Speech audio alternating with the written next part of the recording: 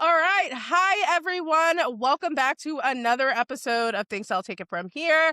Today, we are diving into Reminders of Him by Colleen Hoover. Do people call her Coho? Yes, so it is the coho world that we are diving into today. Although, Okay. Well, fun no, fact, her we're name is talking about it. Colleen. Well, I'm not yes. part of the cohort. Let's be No, not clear. anymore. No, no, no. Not a part of the cohort. No. Okay. But we will be talking about this movie and we will Mhm. be talking about the book. So, like I said, we're getting into the movie, we're getting into the book. We're going to talk about the biggest page to screen changes, what worked, what didn't, whether this is actually a good adaptation or, maybe it's just a good movie. Because sometimes, you have to look at them separately as Mhm. individual things to determine if it's good or not in their individual mediums. So we're going to talk about that. And of course, I could not have this discussion without Victoria, who is my favorite book talker and my co-host of Things I'll Read It From Here. So hi, Victoria. Welcome back to the podcast. I'm really excited to have you on for this one because you bring the lens of both, a reader, since you're a book talker, but Mhm. also a writer. So we're not going to just talk about what changed, but we're going to be able to talk about why those changes were made and what your perspective as a writer is on that. And then later in the episode, so make sure you stay, later in the episode, we are going to also be announcing our next book for book club, for our book club podcast, which, spoiler alert, it is tied to one of the most anticipated movies of 2026. So definitely I'm stay so tuned. So excited. I am too. I'm so excited to get into that. It's going to be so much fun. So Yes. stay tuned for that reveal. But let's go back and get back into the book Reminders of Him. I feel like I should give a little quick recap of the Mhm. book before we dive into the comparisons and our overall thoughts. Mhm. So, Reminders of Him follows Kenna Rowan, and she returns to this small town after serving time in prison, and she's trying to reconnect with her daughter. But the people in her daughter's life, especially Ledger, who's played by Tyreek Withers, which I'm obsessed Love with him. him. Love him. Oh my god. Obsessed with Yes. him. Yes. Um, I need so him he in plays everything. everything. This better be the start of his come up. Mhm. I need to go to the movies to see him in everything. Yes. But he plays Ledger, who's the best friend of her ex that she murdered.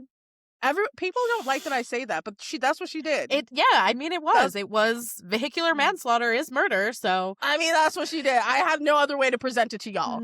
But um basically you watch her kind of struggle with trying to reconnect with her daughter because all of the people in her daughter's life still hold a lot of resentment for her murdering her ex basically. And at the core of this story, it's really about redemption, but not in a super clean way. It's about what happens when you've done something that is irreversible and Mhm. still have to live with it. And I think that's something Colleen Hoover has shown a lot. Um, I know a lot of people have different thoughts on that. If you know, you know. Moving on. But the story also explains, grief in a really layered way, and not just Kenna's grief, right? Because she lost her ex, but also the grief of everyone around her and how that grief can turn into anger and resentment and even cruelty at times. So Mhm. I think really for me, what makes this book hit really hard is that it doesn't really ask, is Kenna a good person? I think it asks, what do we do with people who have done something terrible, but are trying to be better? So the book Mhm. is messy. Messy, So messy messy. with a So capital messy. meh. It is messy with a capital meh. Okay. Yes. And I definitely think the movie made some changes to redeem Kenna a little bit. And we're going to get into that. We're going to get into that. But I'm curious, after you saw the movie, what was your first impressions? So I will say I have not read the book in 4 years. Okay. So my recollection of the book didn't have all of the details. And I'm going to be so honest about that. I'm a read it and forget it type of girl. I remember the context and that's about it. So I loved the movie. I think it was really, really good. I think they did a really great job casting for all of the characters. I think everyone played a perfect role in it. I think that they did a really great job with transferring all of the big moments, minus one that we can talk about, because I think there was one big part that was missing, Yeah. at the very, very end. But I think it was really good, and I think that the story played out exactly how I saw it playing out in my head when I was reading it. Um, and also, I love Lauren Graham, and I think she did such a good job as Amy, as the mom, that it just made me Mm. feel all of the things so much more because she was feeling them so much more. Yeah. I think I can understand your perspective of like read it and forget it. I think Mhm. that is probably a lot of the audience who went to see this, or they're Yeah. people who read the book a really long time ago. I think a lot of people can probably relate to that perspective.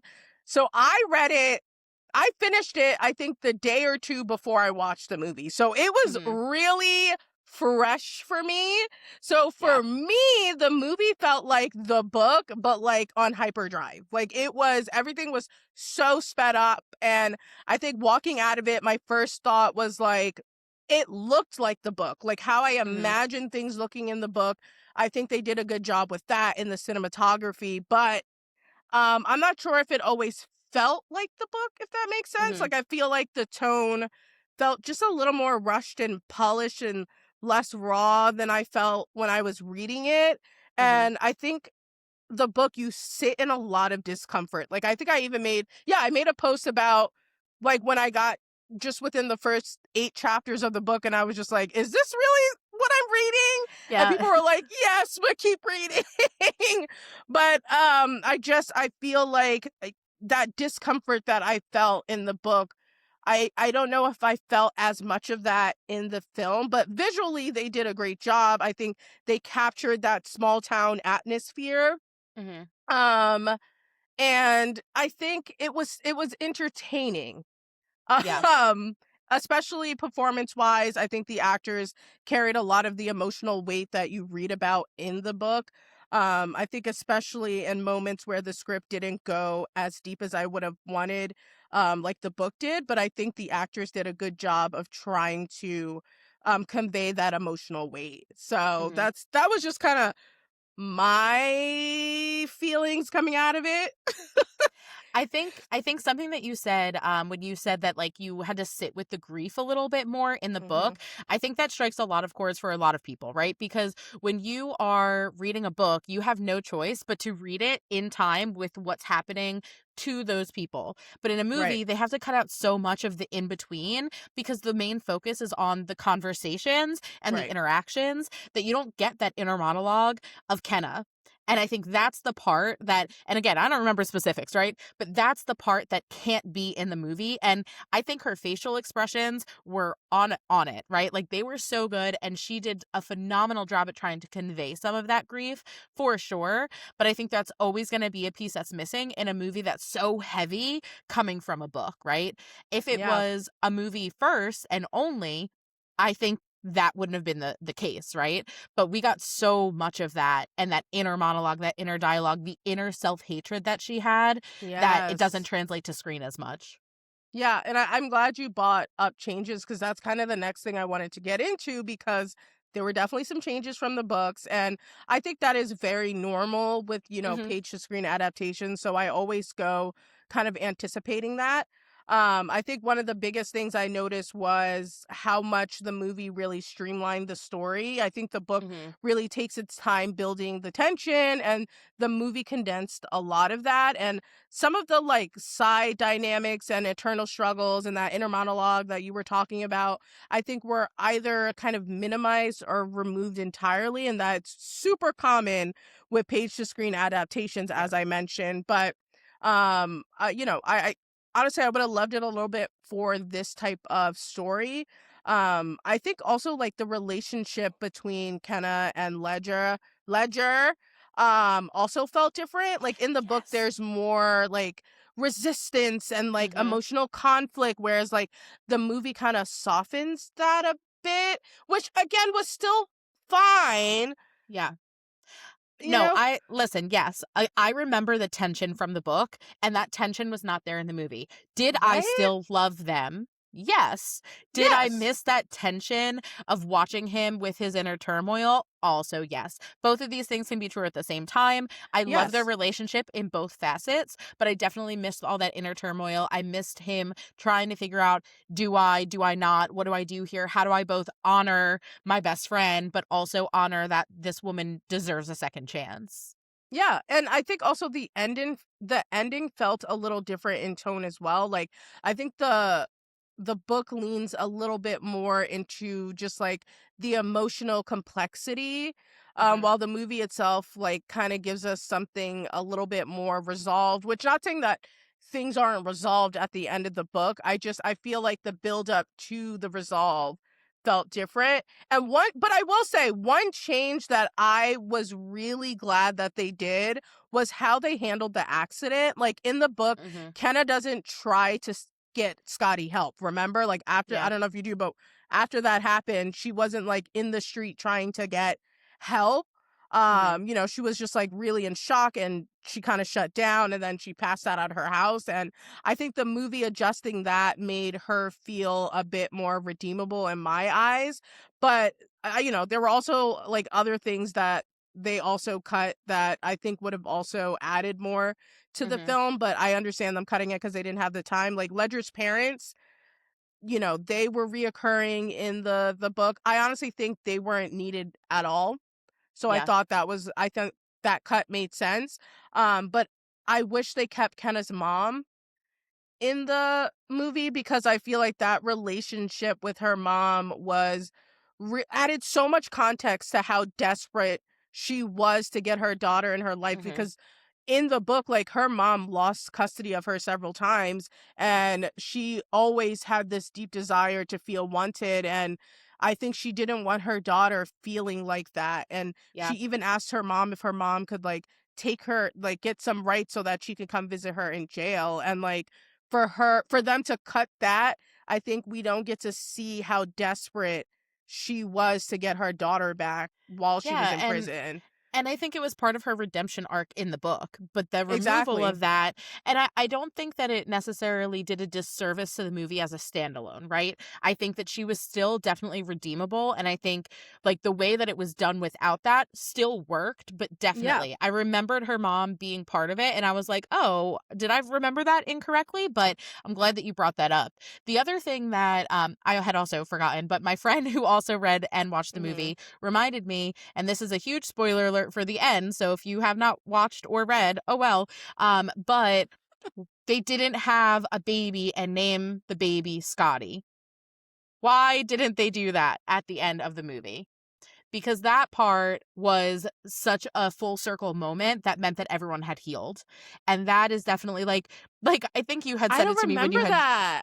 yeah, I so don't I remember think that happening in the book. I it wonder was if in that the was like an epilogue. epilogue. Yeah. And I'm so bad. I need to read epilogues more. I'm sorry. Did I just you reveal too don't read much? epilogues? I do if I like okay. Listen, in the book, I was not a Kenna stan. So I didn't Okay. care about how her story ended. Okay? Okay.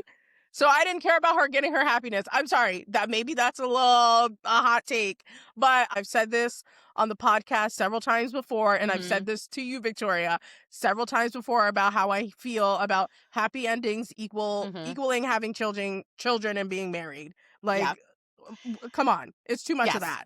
However, in this case, I think it did add what they needed to wrap up in the book.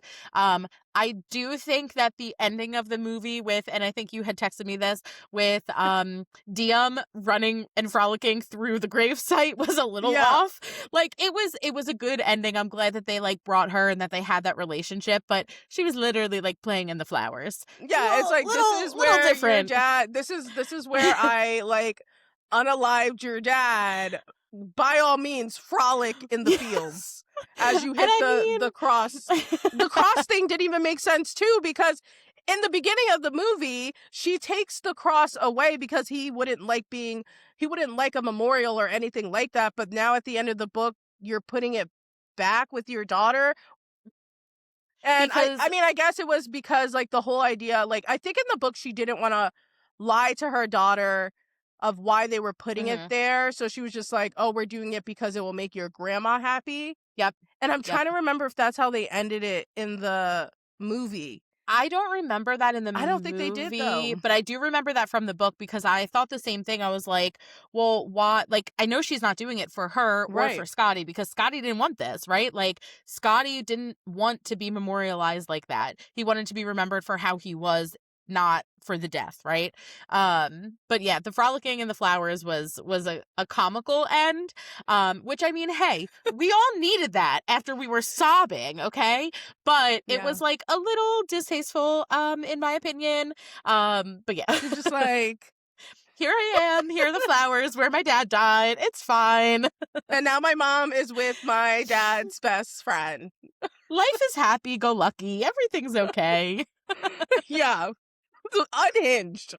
But I wanted to talk about, why some of these changes are made in these page to screen adaptations. And Mhm. something I've learned, because I've literally, like, page to screen adaptation is my entire personality. And something that I've learned is there's usually a few different reasons why things are changed. And I think the biggest reasons for change in this book to movie was pacing issues. I think they Mhm. they really wanted to get a lot done in a short movie.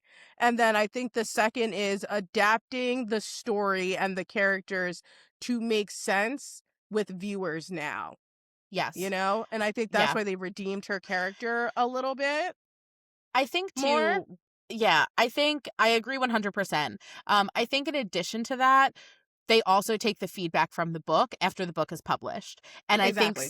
some of the changes in this situation might have come from the feedback that they were getting about the book, right? If Yeah. readers don't like XYZ, why are they going to include it in the movie that then movie viewers are not going to like, right?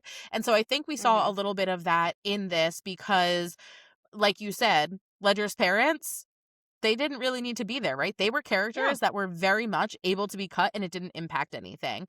Part of that was definitely pacing of trying to accomplish such a big feat of, hey, this is a horrible person. Oh, wait, now you like her and she's redeemable. All in what, an hour and a half, 2 hours? Yeah. But I do think that that's part of it too, is really listening to that feedback and kind of taking it and running with it. Yeah. I mean, I also think it was about accessibility too. I think the book is extremely heavy, and you do live Hmm. in this kind of realm of discomfort a lot when you're reading it. And I think the movie softens certain elements of Yeah. that to make it easier for a wider audience. And it's really funny. Me and my friend went together to see this movie, and in front of us was this group of like really young girls. They were probably like in high school or something, and they were watching the movie, and this was just like clearly a fun outing for them. And I was sitting there thinking, I was like, is Colleen Hoover like this new generation's Nicholas Sparks? I would not go that far. Okay? And hear me out. Here's why. Because I was like, am I Um old? Listen, I'm older than you, so let's not say that. But here's why I would say the answer to that is no. I think no because of how problematic she is as a person, right? Like Mm, I think that we are living in a time of cancel culture. And though I personally think that people deserve second chances to prove themselves, I know a lot of the depending new on the generation, thing. yeah, a lot of the new generation does not agree with that at all. And they are like, you mess up, you get canceled, and you have to learn your lesson that way. So I don't think that she's going to be that for the new generation. Mm, I think this is still our generation that's coming and watching for the most part, that's okay. still reading and things like that. Because I have been in the past before I knew about everything. I was a Colleen Hoover fan. Okay, I'm gonna admit it. I'm not afraid to admit that I like her writing for the most part. And I have been in her cohorts group chat on Facebook since 2020 when I read Regretting You. That was the first book that I read by her. I absolutely loved it. And I Did you read like the most of her movie? stuff. I actually haven't seen Regretting You because it's not streamable on a platform that I have. So I'm like, "Ugh," but I've heard not great things about it. I So was I'm gonna say like, people are saying this one is a better one of her best book adaptations I've heard. yeah. Yeah. Well, it So, definitely was better than the last one for sure. And we'll leave it at that. But I think that, or at least the last mainstream one. Right. But I think a lot of the folks that are in that group chat or that page on Facebook, it's millennials and above. There's not a lot of folks who are younger in that room. Okay. And I think it's because they're like, well, why would I read someone who has done all these horrible things or has, done XYZ or writes about things that are triggers for people and, her books don't usually come with a trigger warning. So I think there's a lot of that comes into play with her. Yeah, I agree. And I'm glad you brought that up because I'm sure people are going to watch this and say, well, why are you guys covering it? And I will Mhm, say for me, a big reason why I wanted to see this movie was for Tyreek. mhm. That's okay. That's okay. Just keeping it 100. I will support him in all his endeavors. And, I think, as someone who is part of the community he's a part of, and, we don't get a lot of representations, especially in the romance genre, Mhm. I'm supporting for him. Okay. Yeah. And I did not pay to read this book. I I think it's important to say that though, like in the middle of all of the drama that surrounds her, that surrounds this movie, that surrounds the books that she writes, all of that, there are still people who rely on these Hmm. paychecks. And how dare we completely say no, we will not support this when there are other people whose lives are at stake because of this, right? Yeah. Like not even just the celebrities who are going to make money regardless, right? But you have to think of all of the production people, all of the people who Hmm. were working behind the scenes, like they all also had a part in this. And so if you can't go and support because you don't like Colleen, that's okay. Understandable, right? But there Yeah. are You so don't have many to other give people tied to her a check. this. Yep. Yep. You don't And got to pay honestly, for her she's book. she's getting the money anyway, right? Yeah. Like one movie ticket's not going to make or break her, but it might make or break some of the other folks. Yeah, and I think that sometimes is the issue. I think that can arise with cancel coach culture is that, there's people who are tied to these things that are problematic, but there's also people who are tied to these things that are part of, communities that are underrepresented. And I Mhm. would never say don't support like those people because they Mhm. deserve the support, obviously, more so than these problematic people. And Mhm. I think that's one of the things I really wanted to make sure we took time and space to talk about when we were covering this movie and book because we can uplift those people and their Exactly. stories and their journeys. And yeah, hopefully I have created several Tyreek stands. Can I also just say I'm here to support Ivy because Ivy was the cutest little kitty other than my Oh own. my god, My cat is cuter, but I'm biased. That cat, every time she's she was so on screen, I cute. was like, oh my God, like freaking out. Every time my mom was like, shut up. Like, we get it. She's a cat, but she was so cute. So I'm also here to make sure that she is getting fed and taken care of. Yeah, and what's also really great about this movie is that there's several um different communities that are represented in Hmm. it, and I think that's also a really beautiful thing. And I mean, I guess, we've talked a lot about, the changes that were made and the coho drama and all of those things, but I want to talk about also what did you actually enjoy in this movie? And Yeah. then at the end we'll get into the ratings cuz we have not talked about how you would rate this. And Yeah. I have not Yeah. told you how I would rate this. So, So I think things that I loved about this, I think that Scotty's parents, they did a phenomenal job oh yeah, portraying cuz their I hated grief. them. Oh my God. I hated them so much. I hated the father. I can't hate the mom because like it's Lauren Graham, but I absolutely hated his father with a burning passion. And it was so heartbreaking to see him have that reaction to Ledger when he punched him, but then to see them come full circle and be like, "Oh my God, can we just?"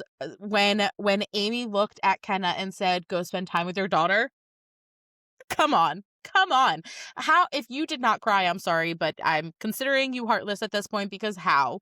My friend Literally was how? bawling Like her eyes. She's yes, I watching was right now. She's sobbing. actually watching right now, and I just outed her to everyone. She was over here tearing up. Girl, it's okay. Me too. I was sobbing. But I think that was done so well, and so I loved the parents. I absolutely loved them. I also thought it was so fun to actually, like, get to know the side characters that worked at the bar, and, like, as they were kind of getting to know Kenna, I thought that storyline was so needed to show off her fun Mm. side and, like, all of that. They didn't get enough screen time in my opinion because I loved them, and, like, honestly, I don't even remember their names because they were so side characters, but I thought they were really, really good. And then I also loved the neighborhood and the community that she was able to build while she was Yes. at those apartments. Like, the Mother's Day brunch was amazing, and I literally got so emotional, like, watching her be able to be recognized as a mother for the first time with all of those people supporting her despite everything that had happened. So I think those are kind of like my main things that I really, really loved about it. I'm so glad you brought up the people who worked at the bar Mhm. because I don't know if you remember in the book, Ledger gets really jealous of his I forget his friend's name. I feel like it starts with a R. But his I friend who don't was like remember. helping Kenna get Mhm. remember he was like helping Kenna get like the tables and chairs for Yeah. the Mother's Day thing. So a detail that they took out of the show or sorry, the movie is that the friend, I think he lived either like next to the bar or on top of the bar and they Mhm. went to his place to get the table and chairs and when Ledger saw Kenna and his friend like coming at, like out of his space, like he was so jealous. And I'm Mhm. so mad they took that out. And instead, they were just like he was still jealous, but they portrayed it more as anger over the job than jealousy Yes, over him spending time with her. exactly. And that It was was different. definitely yeah, it was definitely a little bit different. I did forget about them actually being in his apartment until you said it. But yeah, I remember that scene and there was definitely more jealousy in the book than in the movie. Yeah, I think the cinematography for this film was incredible. Like Yeah. as I mentioned earlier, I think the visually the movie was really small. It's not small, really strong, and they Mhm. really conveyed that small town kind of atmosphere and vibe. And that's one of the things that I think they did extremely well. I think Tyreek Withers also as Ledger did an incredible job. I am biased. But I support you and I agree 1000%. I am biased, but I think he did a really good job, you know, being that fun uncle, the funkle or whatever they say Mhm. to DM, and I think his internal conflict between like defending Henna and respecting or trying to respect Scotty's parents, I thought that came through really well. I Mhm. wish we lived in that a little bit longer, but I think he did a good job conveying that, and that really worked for me. I think the little girl was incredible. She was so cute. So adorable. I'm trying to think. Oh, have you ever seen Jenny and Georgia? Yes, of course. I love Ginny and Oh my Georgia. god. So the like cameo of what is the neighbor's name? Why am I forgetting Georgia's neighbor's name? But you know what I'm talking about. It's the same Yeah. actress. And I Yeah. was like, "Oh my god, a little Jenny and Georgia cameo. Love that." And I thought it was interesting for them to also develop her character a little bit more. It did feel like they were trying to build it as I was watching the film, I was like, I can tell that there were a lot of things that were cut, and I feel like some of her scenes were cut. Because Mhm. why did they even show us that there was, like, a guy she was kind of flirting with for that to go nowhere? Like, Right. it just I'm gonna be really interested to read the script. Something I love doing is, like, reading a script once a movie comes out, because sometimes what's on the script you don't necessarily, like, see on the like, made it to the movie, so I Mhm. personally love reading scripts. And I feel like I just have a feeling for this one, there was a lot that was filmed but cut. Yeah. So, Imma definitely do the research and let y'all know about that. But I wanna talk a little bit we already talked about what didn't work. Mhm. You know, we talked about some of the changes that were made and what we liked. So I feel like we are in a good position to say how are just our final thoughts and how we would rate the movie. Mhm. If you want me to go first so you can, like, formalize your thoughts, I can. Go for it. Go for it. Alright.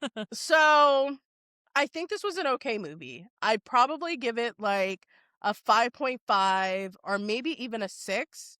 I think if you haven't read the book, it works as a emotional kind of drama.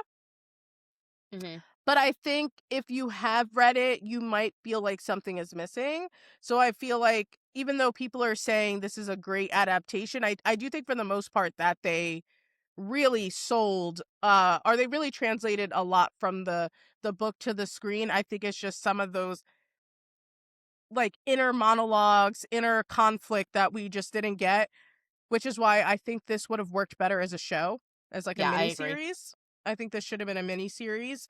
But yeah, I'd give it a 5.5, maybe a 6. I think it really comes down I feel like a lot of people may feel this way, but it really comes down to whether you value, I guess, the emotional intensity or the story being a little bit more accessible and that some things are softened a little bit and some things are sped up. Hmm.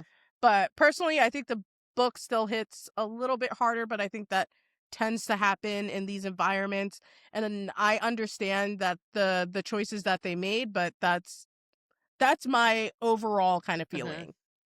So I would say that I pretty much agree with you. I think that if it like looking at this as a standalone movie, I would probably give it a little bit higher, and say like 7.5, 8, because I Okay. do think that if you don't have the context going in that this was a book, it works. It works really, really well. You get the emotion, you get all of the things that you need as a standalone. Coming from the Okay. book to the movie, I do think it is a little bit lower, and I would probably say a 6 out of 10, just because it is missing some of those pieces. And I do think like there are movies that have that internal dialogue because the main character will be narrating things. And I think that's something that could have stepped this up to get the book adaptation up to, a 7 or an 8. Okay. So then I'm interested to know, would you say your team book or your team movie? Like which one did you enjoy more? So I had given the book 5 stars when I read it. So Okay. I would definitely be team book. But would I see this again? Yes. It is definitely one that I would watch again, especially because I haven't read the book in a while and I'm not a person who rereads books. So I Interesting. think, yeah, once I read a book, I know all the parts, which I don't, but I remember them as I'm reading it. And so I would definitely be team book and kind of, say that that was the stronger of the two, but I would still rewatch the movie. I'm also not a rereader. I will say when it comes to like maybe like fantasy, I'll reread because I feel like sometimes you kind of need to go back to understand certain Hmm. systems, like magic systems or things. Yeah. But I think besides and sci-fi, I would say, but besides, I feel like for romance, I don't Hmm. tend to reread. If I'm rereading a romance, that means my life has gone to hell and that I'm searching for familiarity and Yeah. stability. So if you ever see me rereading a romance, no, I'm probably gonna shave my head. I just let me know when you're there and I'll talk you out of that. But I just feel like if you're gonna reread a romance, like the swoon worthy moments already, and it's different than rewatching a movie, right? Because in a movie, you're watching the actors play it out and you can pick up on nuances that are different. But in a book, you're creating those nuances, and unless your brain is going to forget everything and start again, you're creating the same nuances over and over again. And so Yeah. it just doesn't hit hard with me. But rewatching movies, please. I'll do that every week. You know how many times I've rewatched my favorite TV shows and movies? Can't even keep track. Listen, you know how many times I've rewatched Vampire Diaries? It's One Tree Every Hill for time me. Yeah. Listen, every time I claim it's my second watching, it's probably like been the 5th or 6th. Like Yeah. Yeah. That's it's One Tree Hill and Gilmore Girls for me at least once a I year. started Gilmore Girls finally. For the first Yay! time. Oh, For the first oh my time. God. It's For the so first good. time. It's so good. Yeah. Oh, I'm so For the glad. first time. Welcome to All right, so Sartolo. do you have any more thoughts before I get into what we will be doing next in our book club podcast? I don't think so. I'm excited for the announcement. All right, so before we wrap up, our next book that we're reading will be Revenge Wears Prada. It is the sequel to The Devil Wears Prada, and this one is really interesting because I am obsessed with the movie, first of all. Yes. Yes, And me we're too. going to be doing a book breakdown and reaction and it's going to come out before the movie comes out. So if you are curious what we could see, though I suspect they will make some changes, just because they Mhm. made us some changes in the first book. They did make some changes, not crazy changes, but I do think they will make changes in this one because let me just tell you, when the second book came out, because I've been researching like old reviews that people had when it came out, people were in a tizzy about the second book. And I will talk about why in our podcast breakdown of the book, but let me tell you, it's juicy. Oh, I'm so excited for this. Yes, it's juicy. So I'm super excited. We'll be scheduling some time for that, probably sometime in April. And we're gonna, like I said, break the book down, talk about what we could see, talk about the drama when this book came out, and I'm super excited about that. So this has been our breakdown for Reminders of Him. Make sure to follow me on TikTok and Instagram at takeitfromhere.media for more, page to screen breakdowns. And if you need good book recommendations, make sure you check Victoria out. Victoria, tell the people where they can find you. Another fine read on TikTok. You can also find me on my personal Instagram, which is where I post things, which is @_Victoria Nicole, but Nicole has an H in it. Thank you. So if you want more page to screen breakdowns like this, make sure you are following me. Make sure you are subscribing to the podcast. Leave a review wherever you are listening to this from. And thank you guys so much for listening. And we'll see you next time. Thanks, Bye. everyone.